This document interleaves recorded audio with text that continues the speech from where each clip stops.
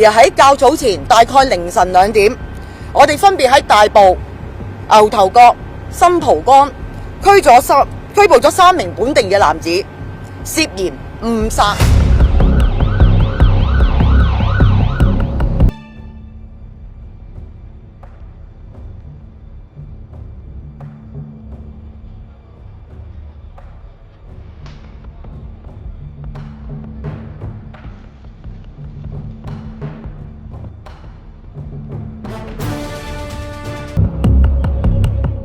嗌要火燭啊，走啊走啊走啊，咁啊走出嚟咯。即係你住附近嘅？我直情係而家燒緊嗰座咯。即係你見到嗰時係好大煙啊！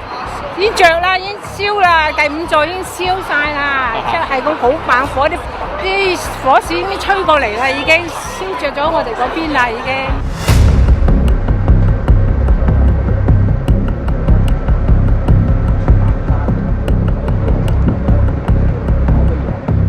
住第2座嘅，所以我睇住佢由第6座燒到第5座，一路燒過嚟，佢都唔淋水，我都唔見有啲消防去射水喎。我哋而家真係好慘啊，都唔知想點啦而家。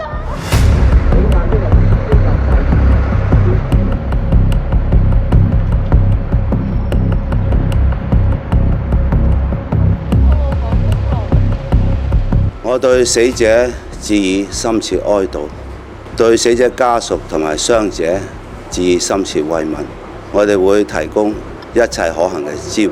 習近平主席對於今次嘅大火高度重視，第一時間了解火災救援同埋人員傷亡嘅情況，向我轉達佢對遇難人員、殉職消防員嘅哀悼。